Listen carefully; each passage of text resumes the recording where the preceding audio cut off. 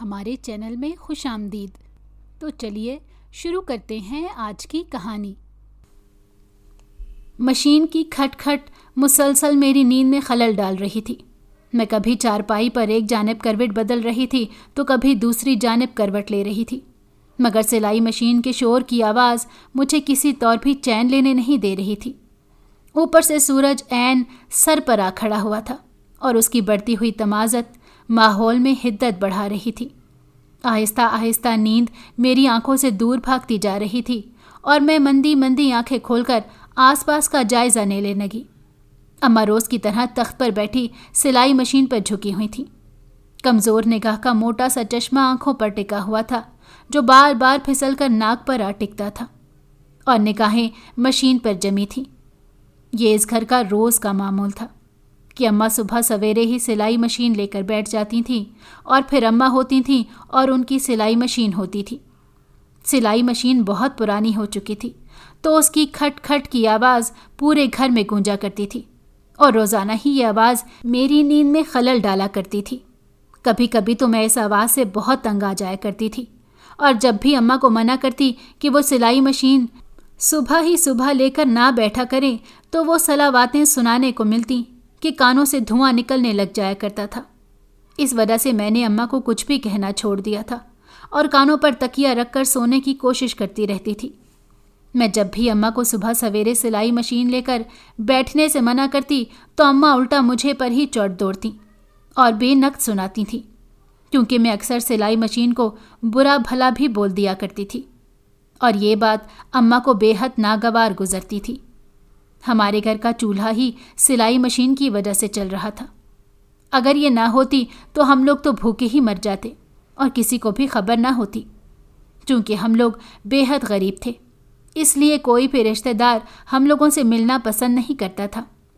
لے دے کر اماں کی صرف ایک بہن تھی جو اکثر ہمارا حال چال پوچھنے گھر آ جایا کرتی تھی، مگر ان کا ہمارے گھر زیادہ آنا جانا بھی ان کے شوہر کو پسند نہیں تھا، اسی لیے وہ اکثر اپنے شوہر سے چھپ کر ہمارے گھر آتی تھیں۔ میری یہ خالہ میری اماں کی چھوٹی بہن تھی۔ وہ مجھ سے اور اماں سے بہت پیار کرتی تھیں، کیونکہ جب بھی اکثر وہ ہمارے گھر آتی تھیں تو یہی بات کرتی تھیں۔ ان کے ماں باپ یعنی میرے نانا نانی کے مرنے کے بعد میری اماں نے انہیں اولاد کی طرح پالا تھا، اور ان کی شادی بھی اماں نے ہی کروائی تھی۔ ایک طرح سے وہ میری اماں کو اپنی بہن سے زیادہ اپنی ماں کی طرح سمجھتی تھیں۔ جبھی تو میرے ابا کے مرنے کے بعد انہوں نے باقی رشتہ داروں کی طرح ہم سے منہ نہیں موڑا تھا، بلکہ مسلسل ہماری خبر گیری کرنے کے لیے آتی رہتی تھیں اور حسب توفیق ہماری مدد بھی کرتی رہتی تھیں۔ مگر میری اماں بہت خوددار تھیں، وہ ان سے کسی بھی طرح کی کوئی مدد نہیں لیتی تھیں۔ یہی وجہ تھی کہ انہوں نے ابا کے مرنے کے بعد گھر کا خرچہ چلانے کے لیے سلائی مشین سنبھال لی تھی۔ اب وہ محلے بھر کی تمام عورتوں کے کپڑوں کی سلائی کیا کرتی تھیں۔ اسی طرح کھینچ تان کر ہمارا گزارا ہو ہی جاتا تھا اور ہمیں کسی کے سامنے ہاتھ نہیں پھیلانے پڑتے تھے۔ خالہ اماں کی مدد اس طرح سے بھی کر دیا کرتی کہ وہ اماں کو اپنے محلے سے بھی عورتوں کے کپڑے سلائی کروانے کے لیے لے آتی تھیں۔ اس طرح اماں کے پاس کام اور زیادہ آ جاتا تھا اور چند پیسے بھی مزید آ جاتے تھے۔ جب میرے ابا زندہ تھے تب ہمارے حالات اتنے برے نہیں تھے۔ ابا کہیں سے بھی کما کر لے آتے تھے اور گھر کا چولہا چوکھا چل جایا کرتا تھا، مگر پھر ابا کو ایک ایسی بیماری نے آن گھیرا جس نے دیکھتے ہی دیکھتے ابا کو دیمک کی طرح چاٹ لیا۔ ابا دن بدن کمزور ہوتے جا رہے تھے اور صحت گرتی جا رہی تھی۔ پہلے جو کبھی ان کی صحت قابل رشک ہوا کرتی تھی، اب وہ صرف ہڈیوں کا ڈھانچہ معلوم ہوتے تھے۔ اماں ان کی یہ حالت دیکھ دیکھ کر ہولتی رہتی تھیں، مگر ابا نے پھر بھی اس حالت میں کمانا نہیں چھوڑا تھا۔ وہ اپنی ذمہ داری بخوبی پوری کر رہے تھے۔ آہستہ آہستہ جب ابا کی طبیعت زیادہ خراب ہوتی گئی تو ان کی ہمت بھی جواب دیتی گئی۔ اب وہ بستر سے اٹھنے کے قابل بھی نہیں رہے تھے۔ میں اور اماں ان کی یہ حالت دیکھ کر چھپ چھپ کے آنسو بہاتے رہتے۔ جس قدر ابا تکلیف میں اس دنیا سے گئے تھے، ہم ان کے لیے بس یہی دعا کرتے رہتے تھے کہ ان کے لیے آسانی ہو جائے، کیونکہ ان کی یہ حالت دیکھ دیکھ کر ہمارا دل کرتا تھا۔ اور پھر ایک دن زندگی نے ابا سے منہ موڑ لیا اور موت ابا پر مہربان ہو گئی۔ وہ دن ہمارے لیے قیامت کا دن تھا۔ ہمارا واحد سہارا اس دنیا سے چلا گیا تھا۔ ابا کے جانے کے بعد میں اور اماں بالکل ہی خالی ہاتھ رہ گئی۔ گھر میں جو بھی جمع پونجی تھی وہ سب ابا کی دوائیوں پر لگ چکی تھی۔ اب ہمارے پاس گھر میں پھوٹی کوڑی بھی نہیں تھی۔ ایسے میں میری خالہ نے ہماری بہت مدد کی۔ انہوں نے اپنے گھر سے سلائی مشین لا کر اماں کو دے دی تاکہ اس طرح ہمارے گھر کا چولہا چلتا تھا۔ ایک یہ وجہ بھی تھی کہ ہم لوگ خالہ کی بہت قدر کرتے تھے، کیونکہ ایک وہی واحد رشتہ دار تھیں جو برے وقت میں ہمارے کام آئی تھیں، ورنہ سارے اپنوں نے ہم لوگوں سے منہ موڑ لیا تھا۔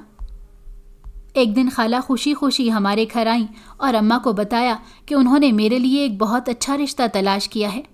انہوں نے اپنی کسی محلے کی سہیلی سے میرے رشتے کا ذکر کیا تھا، تو ان کی اس محلے کی سہیلی نے میری خالہ کو ایک رشتہ بتایا تھا۔ جب خالہ نے اس رشتے کے بارے میں سنا تو انہیں یہ رشتہ ٹھیک لگا اور وہ اماں سے بات کرنے چلی آئیں۔ اماں تو پہلے ہی اس انتظار میں بیٹھی تھیں کہ کہیں سے کوئی اچھا رشتہ آئے اور وہ میرا بوجھ اپنے سر سے اتار پھینکے، کیونکہ جب سے ابا اس دنیا سے گئے تھے اماں بہت کمزور ہو کر رہ گئی تھیں۔ وہ چاہتی تھیں کہ اپنی زندگی میں ہی وہ میری شادی کر دیں اور میں اپنے گھر کی ہو جاؤں تاکہ وہ سکون سے مر سکیں، مرنے کے بعد ان کے دل پر کوئی بوجھ نہ ہو، جس طرح سے ابا میری شادی کا بوجھ لیے اس دنیا سے چلے گئے تھے۔ آخری وقت میں وہ اماں کو یہی کہتے رہے کہ کاش میری آنکھوں کے سامنے میری بیٹی اپنے گھر کی ہو جاتی تو میں سکون سے مر سکتا اور میرے دل پر کوئی بوجھ نہ ہوتا۔ اور اب جب خالہ یہ رشتہ لے آئی تھیں تو اماں کی خوشی کا کوئی ٹھکانہ نہیں تھا۔ چند دن بعد خالہ کے ساتھ لڑکے والے مجھے دیکھنے آئے۔ اماں نے کوئی لگی لپٹی رکھے بغیر انہیں اپنے گھر کے تمام حالات سے آگاہ کر دیا تھا کہ وہ کوئی اتنا زیادہ جہیز نہیں دے سکتی ہیں۔ ابا کے مرنے کے بعد گھر سے ساری جمع پونجی ختم ہو گئی ہے اور اب جو کچھ بھی وہ کماتی ہیں وہ لوگوں کے کپڑے سی کر گزارا کرتی تھیں۔ یہ سب سننے کے بعد لڑکے والوں کے ماتھے پر بل پڑ گئے تھے۔ ان کی بدلتی ہوئی تیوریاں دیکھ کر اماں نے ان سے کہا کہ وہ پھر بھی اپنی استطاعت کے مطابق جہیز کا انتظام ضرور کریں گی۔ اس بات پر وہ لوگ خوش ہو گئے۔ اس طرح میرا رشتہ طے کر دیا اور چند مہینے بعد شادی کی تاریخ رکھ دی۔ یہ وقت بھی اماں نے ان سے بہت مشکلوں سے لیا تھا، ورنہ وہ لوگ تو 1 مہینے میں ہی شادی کی تاریخ مانگ رہے تھے۔ اتنی جلدی شادی کرنے کے لیے اماں کے پاس کوئی وسائل موجود نہیں تھے، اسی لیے اماں نے ان سے کچھ مہینوں کا وقت مانگا تھا۔ آہستہ آہستہ دن گزرتے جا رہے تھے اور شادی کا دن قریب آتا جا رہا تھا۔ میری شادی کے لیے پیسوں کا انتظام کہیں سے بھی نہیں ہو پا رہا تھا۔ اماں نے میرے ماموں سے شادی میں مدد کرنے کی درخواست کی، مگر انہوں نے صاف ہری جھنڈی دکھا دی کہ وہ ایسی کوئی مدد نہیں کر سکتے۔ ان کے خود گھر کے حالات بہت خراب ہیں، جبکہ سبھی جانتے تھے کہ ماموں اچھا کماتے کھاتے ہیں، انہیں کسی چیز کی کمی نہیں ہے۔ وہ چاہتے تو میری شادی کا پورا خرچہ بھی اٹھا سکتے تھے، مگر انہوں نے ایسا نہیں کیا۔ ماموں کی طرف سے مایوس ہو کر اماں نے میرے بڑے تایا سے مدد کرنے کی درخواست کی، مگر تائی نے اماں کو ذلیل کر دیا کہ جب ہاتھ میں پیسے نہیں تھے تو بیٹی کی شادی کرنے کی کیا ضرورت تھی۔ اماں ہر جانب سے مایوس ہو گئی تھیں۔ ایسے میں خالہ آگے بڑھیں اور انہوں نے میری شادی کے لیے اپنے سونے کی بالیاں بیچ دیں۔ انہوں نے اپنے شوہر سے چھپ کر اپنے سونے کی بالیاں بیچی تھیں، ورنہ ان کے شوہر انہیں ایسا ہرگز نہیں کرنے دیتے۔ خالہ کی اس بات نے ہمیں مزید ان کے احسان تلے دبا دیا۔ اماں تو خالہ کے سامنے نگاہیں نیچی کیے بیٹھی رہتی تھیں۔ اس طرح سے کچھ تو میری شادی کا انتظام ہو گیا۔ ابھی شادی میں 1 ہفتہ رہتا تھا، اتنے میں لڑکے کی بہن ہمارے گھر تشریف لائیں اور انہوں نے ہمارے سامنے یہ ڈیمانڈ رکھی کہ انہیں جہیز میں موٹر سائیکل چاہیے۔ ان کی یہ بات سن کر میری اماں تو دھک سے رہ گئیں اور خالہ کے پیروں تلے بھی زمین نکل گئی۔ ان لوگوں کو اس بات کی توقع ہرگز نہیں تھی وہاں سے کوئی ایسی بات سامنے آئے گی۔ پہلے ہی میرے جہیز کی چند چیزوں کا اور بارات کے کھانے کا انتظام اتنی مشکلات سے ہوا تھا، اور اب میری اماں جہیز میں موٹر سائیکل کیسے دے سکتی تھیں؟ یہ تو بالکل ہی ناممکن بات تھی۔ اماں نے ان کو ہمارے سارے حالات پہلے ہی بتا رکھے تھے، اور اب ایسے میں ان کی طرف سے یہ ساری باتیں سمجھ سے بالکل ہی باہر تھیں۔ اماں نے اسی وقت ان سے معذرت کی کہ وہ موٹر سائیکل بالکل نہیں دے سکتی۔ اس بات کو ان لوگوں نے اپنی انا کا مسئلہ بنا لیا اور بارات لانے سے صاف انکار کر دیا۔ کہ اگر ہم لوگ جہیز میں موٹر سائیکل نہیں دیں گے تو وہ لوگ بارات بھی نہیں لائیں گے۔ اماں اور خالہ نے انہیں بہت سمجھانے کی کوشش کی، مگر وہ لوگ اپنی ضد پر اڑے رہے، اور اس طرح میری شادی ہوتے ہوتے رہ گئی، کیونکہ ان لوگوں نے موٹر سائیکل کے بغیر شادی کرنے سے صاف انکار کر دیا تھا۔ اس بات کا صدمہ میری اماں نے اس قدر لیا کہ وہ بیمار ہو گئیں اور چارپائی سے جا لگیں۔ میں دن رات انہیں دیکھ دیکھ کر روتی رہتی، کیونکہ اب وہی میرا سہارا تھیں۔ ابا کے بعد زندگی بہت مشکل ہو گئی تھی، مگر اماں پھر بھی مجھے ابا کی کمی محسوس نہ ہونے دیتی، اور اب جب اماں ہی چارپائی سے لگ گئیں تو ایک دفعہ پھر ابا کے جانے کا منظر میری آنکھوں کے سامنے لہرانے لگا۔ ایک رات اماں سوئیں تو سوتی ہی رہ گئیں، وہ پھر اٹھ نہ سکیں۔ میں نے جب صبح اماں کو اٹھانا چاہا تو ان کا ہاتھ ایک جانب کو لڑک گیا۔ میں اپنی جگہ پر دھک سے رہ گئی۔ میں نے پھر سے اماں کو ہلایا تو اماں بالکل بے سدھ پڑی تھیں۔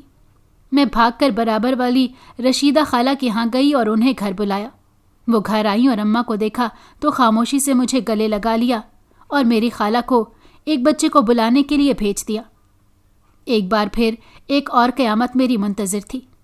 میرے ماں باپ دونوں ہی مجھے چھوڑ کر جا چکے تھے۔ اماں اور ابا دونوں ہی مر چکے تھے۔ میرا گھر بالکل ہی خالی ہو گیا تھا۔ میں خالی خالی نظروں سے سارا دن گھر کی چھت کو تکتی رہتی تھی۔ میں اماں کے مرنے کا ذمہ دار خود کو ٹھہرا رہی تھی۔ میری شادی کے ٹوٹنے کا صدمہ اماں نے اس قدر لے لیا تھا کہ وہ اپنی جان سے ہی ہاتھ دھو بیٹھی تھیں۔ میں جانتی تھی اماں میرے لیے کس قدر پریشان رہتی تھیں، جانے وہ مجھے کیسے چھوڑ کر گئی ہوں گی۔ جب موت کا فرشتہ انہیں لینے آیا ہوگا تو انہوں نے ہاتھ تو جوڑے ہی ہوں گے۔ یہ ساری باتیں مجھے بے حد پریشان رکھتی تھیں۔ اماں کی یاد مجھے کسی پل چین نہیں لینے دے رہی تھی۔ اب صبح صبح میرے کانوں میں سلائی مشین کی کھٹ کھٹ بھی نہیں آ رہی تھی۔ میں سارا دن گھر میں بولائی سے پھر رہی تھی۔ اماں کا تیجا ہو گیا تھا۔ خالہ میرے ساتھ ہی گھر میں رکی ہوئی تھی۔ اب گھر سے تمام مہمان بھی چلے گئے تھے، مگر کسی نے یہ نہیں سوچا تھا کہ جوان لڑکی گھر میں اکیلی کیسے رہے گی۔ ان حالات میں بھی خالہ ہی سامنے آئیں اور وہ مجھے اپنے ساتھ اپنے گھر لے آئیں۔ خالہ کے ایک اور احسان تلے میں دب چکی تھی۔ ہم لوگوں پر خالہ نے جتنے بھی احسان کیے تھے ان احسانوں کا بدلہ میں مر کر بھی نہیں چکا سکتی تھی۔ ظاہر ہے اس گھر میں اکیلی نہیں رہ سکتی تھی، مجھے لازمی کسی کا سہارا چاہیے تھا۔ ایسے میں خالہ کا سہارا دینا میرے لیے بہت بڑی بات تھی۔ میں چپ چاپ خالہ کے ساتھ ان کے گھر چلی آئی۔ ان کا گھر ہمارے گھر سے کچھ فاصلے پر ہی تھا۔ جب میں خالہ کے ساتھ ان کے گھر میں داخل ہوئی تو سامنے ہی صحن میں خالو بیٹھے ہوئے تھے۔ مجھے دیکھتے ہی ان کے ماتھے پر بل پڑ گئے، مگر انہوں نے منہ سے کچھ نہ کہا۔ خالہ کے گھر میں 2 ہی کمرے تھے۔ ایک کمرے میں خالہ اور خالو رہتے تھے تو خالہ نے دوسرے کمرے میں میرا سامان رکھوا دیا۔ میرے پاس سامان تھا ہی کیا، بس چند جوڑے تھے پہننے کے لیے، اس کے علاوہ میرے پاس کوئی سامان نہیں تھا۔ میں دوسرے کمرے میں آ گئی تو خالہ بھی اپنے کمرے میں چلی گئیں۔ کچھ دیر بعد خالہ اور خالو کے کمرے سے ان کے لڑنے کی آوازیں آ رہی تھیں۔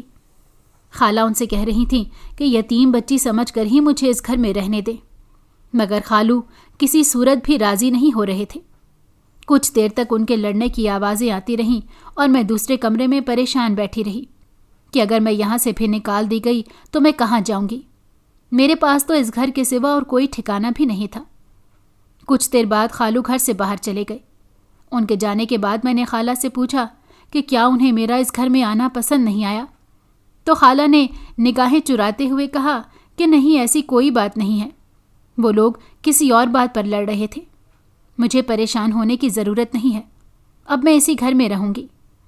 یہ سن کر مجھے اطمینان ہوا، ورنہ میں تو بس پریشان ہی بیٹھی تھی۔ دن آہستہ آہستہ گزرتے جا رہے تھے۔ اب میں خالہ کے ساتھ ان کے گھر میں ہی رہنے لگی تھی۔ اس دن کے بعد سے خالو نے دوبارہ خالہ سے کچھ نہیں کہا تھا۔ ان کا رویہ بھی میرے ساتھ بالکل ٹھیک ہوتا تھا۔ وہ مجھے گھر سے نکلنے کے لیے نہیں کہتے تھے، میرے لیے اتنا ہی کافی تھا۔ میں جو اپنے گھر میں ہل کر کام نہیں کرتی تھی، خالہ کے پورے گھر کی ذمہ داری میں نے سنبھال لی تھی۔ حالانکہ خالہ مجھے گھر کے کام کرنے سے بھی منع کرتی تھیں اور مسلسل کام میں لگی رہتی تھیں، مگر مجھے اچھا نہیں لگتا تھا کسی کے گھر میں رہ کر آرام کروں۔ اسی وجہ سے اب میں پورا دن گھر کے کام کاج کرتی رہتی تھی۔ ایک رات میں تھک ہار کر سو رہی تھی جب مجھے خالہ اور خالو کے کمرے سے لڑنے کی آوازیں آنے لگیں۔ میں نے ان آوازوں پر غور کیا تو مجھے ان کی لڑائی کے درمیان اپنا نام سنائی دینے لگا۔ میں پریشان ہو گئی کہ کہیں خالو مجھے اس گھر سے نکالنے کا تو نہیں کہہ رہے ہوں گے، مگر پھر کچھ دیر بعد ساری آوازیں آنا بند ہو گئیں، مگر پھر اس کے بعد مجھے نیند نہ آ سکی۔ بے گھر ہونے کا شور میرے ذہن میں پنجے گاڑے بیٹھا تھا۔ پوری رات میں نے جاگتے ہوئے آنکھوں میں کاٹ دی، مجھے ایک پل کے لیے بھی نیند نہیں آئی۔ صبح اٹھتے ہی میں نے خالہ سے رات کے متعلق پوچھا تو انہوں نے بات گول کر دی اور اپنی اس لڑائی کے متعلق مجھے کچھ نہیں بتایا، مگر مجھے خالہ کچھ پریشان سی دکھائی دی اور پورا دن بھی وہ کھوئی کھوئی رہیں۔ میں ان سے بات کرنے کے لیے انہیں آوازیں دیتی مگر انہیں میری آواز بھی سنائی نہیں دیتی، وہ جیسے کسی اور ہی دنیا میں کھوئی ہوئی تھیں۔ اب یہ ہر دوسرے تیسرے دن کا معمول ہو گیا تھا کہ خالہ اور خالو کے لڑنے کی آوازیں آتیں اور ساتھ میں مجھے میرا نام بھی سنائی دیتا، مگر وہ کس بات پر لڑتے تھے اس بات کی سمجھ مجھے نہ آ سکی۔ خالہ ان دنوں بے حد پریشان رہنے لگی تھیں۔ انہوں نے ایک رشتے والی سے کہہ کر میرے لیے رشتے کی تلاش بھی شروع کر دی تھی، مگر کوئی بھی ایک یتیم لڑکی کو اپنے گھر کی بہو نہیں بنانا چاہتا تھا، اور اوپر سے میری شادی بھی ہوتے ہوتے رہ گئی تھی۔ اس بات نے بھی میرے دامن پر داغ لگا دیا تھا۔ اب جو بھی رشتہ آتا سب پہلے تو وہ یہی بات سن کر بھاگ جاتا تھا، شادی سے 1 ہفتہ پہلے میری شادی ٹوٹ چکی ہے۔ اس بات نے مجھے کہیں کا نہ چھوڑا تھا۔ خالہ پہلے ہی دمے کی مریضہ تھی اور اب تو انہیں کھانسی بھی رہنے لگی تھی۔ میں خالہ کو آرام کرانے کی ہر ممکن کوشش کرتی اور خیال بھی بہت رکھنے لگی۔ میں نہیں چاہتی تھی کہ جس طرح سے میرے ماں باپ مجھے چھوڑ گئے ہیں میری خالہ بھی مجھے چھوڑ کے چلی جائیں۔ ماں کے مرنے کے بعد خالہ نے مجھے ماں کی کمی بالکل بھی محسوس نہیں ہونے دی تھی۔ وہ میرا ایک ماں کی طرح ہی خیال رکھتی تھیں اور مجھ سے اپنی اولاد کی طرح ہی پیش آتی تھیں۔ خالہ کی کوئی اولاد نہیں تھی، وہ بچپن سے ہی مجھے اپنی بیٹی کی مانند محبت کرتی تھیں اور میں بھی انہیں اپنی ماں کی جگہ سمجھتی تھی، مگر وقت کو جانے کیا منظور تھا۔ خالہ کی طبیعت بگڑتی ہی جا رہی تھی۔ میری آنکھوں کے سامنے میرے ماں باپ اس دنیا سے چلے گئے۔ اس خالہ کو کھونے کا دکھ میں نہیں اٹھا سکتی تھی۔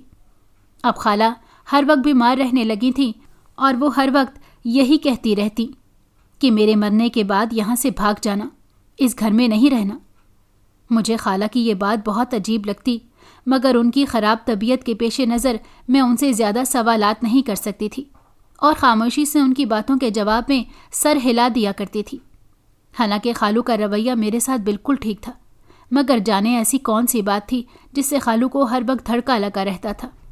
وہ جیسے مجھ سے بہت کچھ کہنا چاہتی تھیں، مگر کچھ کہہ بھی نہیں سکتی تھیں۔ بس یہی کہتی رہتی کہ میں ان کے مرنے کے بعد اس گھر سے فوراً چلی جاؤں اور ہرگز بھی یہاں نہ رکوں۔ اس دن پورا دن خالہ پلنگ پر لیٹی کھانستی رہیں اور ان کا سانس بھی اکڑتا رہا، اور میں بے بسی کی مورت بنی خالہ کو اس حال میں دیکھتی رہی۔ خالہ نے مجھے اپنے پاس بلا کر مجھ سے ایک بار پھر وعدہ لیا کہ میں ان کے مرنے کے بعد یہاں نہیں رہوں گی۔ ان کے منہ سے موت کا نام سن کر میرا دل دہلنے لگا۔ میں اب اپنی زندگی میں اتنا بڑا صدمہ برداشت نہیں کر سکتی تھی، مگر قسمت پر کب کسی کا زور چلا ہے۔ میں بھی اپنی قسمت کے سامنے بالکل ہی بے بس تھی اور میری ہی آنکھوں کے سامنے خالہ نے دم توڑ دیا۔ ایک بار پھر ایک اور قیامت مجھ پر ٹوٹی، مگر میں ہر بار کی طرح زندہ رہی۔ میرے سارے رشتے ایک ایک کر کے اس دنیا سے رخصت ہو گئے تھے، مگر میں زندہ تھی۔ اس وقت شدت سے میں نے اپنی موت کی دعا مانگی تھی۔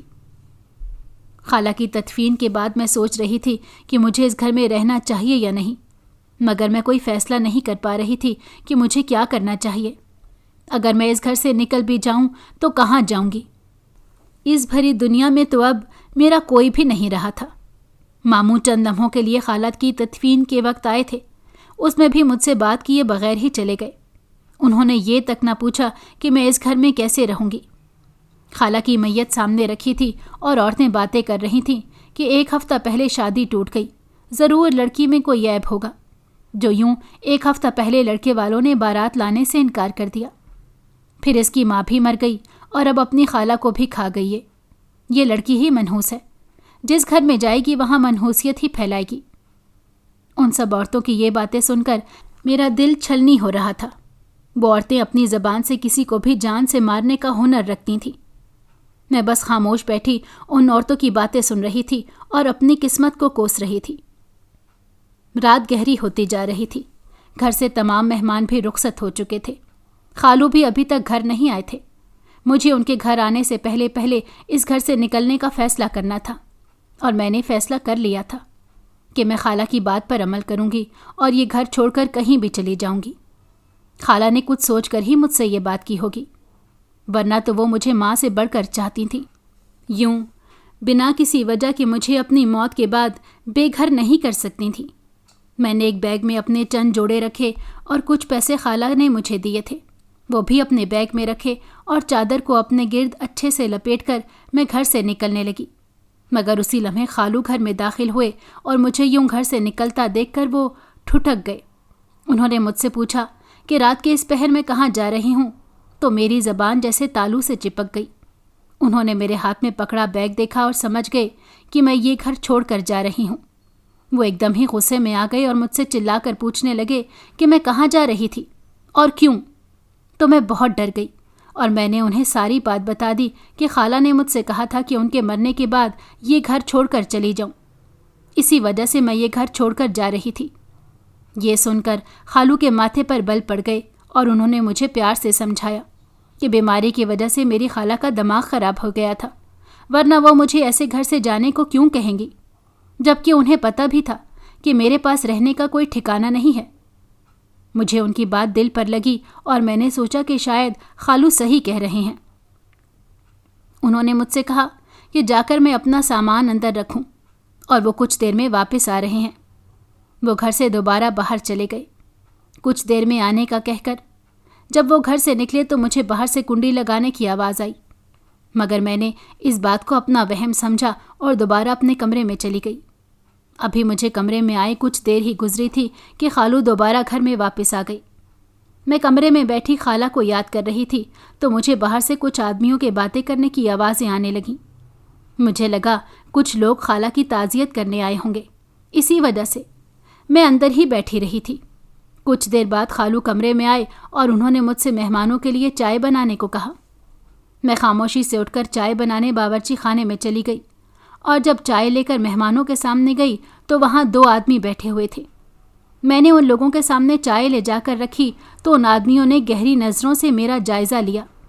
मैं उनकी नज़रों से खाइफ होकर दोबारा कमरे की तरफ जाने लगी तो उनमें से एक आदमी मेरे खालू से कहने लगा कि तुम तो इस लड़की के बहुत कम पैसे ले रहे हो। मैं ये बात सुनकर अपनी जगह ठुठक कर रह गई और बेयकीन नज़रों से अपने खालू की तरफ देखा। मुझे अपने कानों पर यकीन नहीं आया कि मैं ये क्या सुन चुकी हूँ।